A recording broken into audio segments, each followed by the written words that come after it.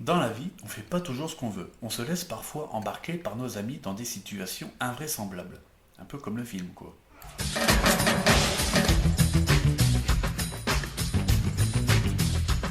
C'est donc dans ces conditions que je me suis retrouvé à l'avant-première de 3 jours max, nouveau film de la bande à Fifi, 3 jours max et la suite donc de 30 jours max, dont la carrière en salle avait été stoppée suite au Covid et qui avait plutôt bien marché en salle. De mémoire, il me semble que le film avait même dépassé le million d'entrées.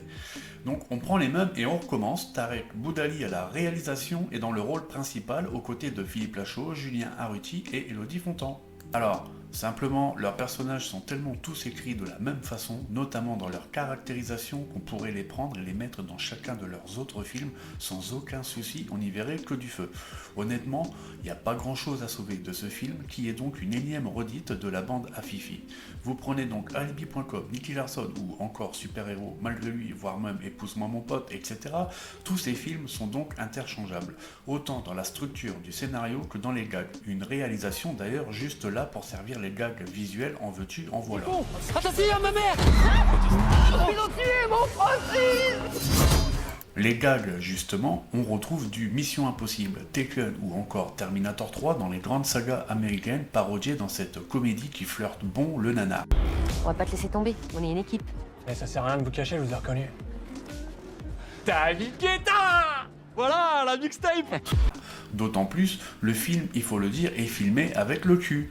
Mais qui a au moins le mérite de nous faire rire, ou plutôt de nous faire sourire quand même un petit peu, c'est déjà pas mal. De temps en temps, on se surprendra à rigoler, mais le plus souvent à se face palmer. Si vous touchez aux gens que j'aime, je vous chargerai, je vous tromperai et je vous tuerai. Tarek Boudali a au moins, quant à lui, le mérite de faire quelques cascades lui-même, notamment celle à Abu Dhabi. Le seul souci, c'est que son personnage est complètement con et qu'à partir de là, c'est quand même très compliqué de vraiment s'attacher à son personnage. Eh merde, il est pas mort le vieux. Je dirais aussi que la plus grande qualité du film reste sa durée, 1h30, ce qui est plutôt agréable ces temps-ci et permet de rendre la souffrance un peu moins longue. En résumé, c'est la même recette, une formule copier-coller d'un film à l'autre, un peu comme Marvel et sa façon de décalquer ses films de super-héros à la chaîne, mais qu'il faut bien le reconnaître, ce genre de film plaît au public au regard des rires dans la salle et surtout du nombre d'entrées en salle, étant donné que tous leurs films cartonnent et dépassent le million d'entrées. L'ensemble est donc vaguement amusant et distrayant pour peu qu'on laisse son esprit critique de côté.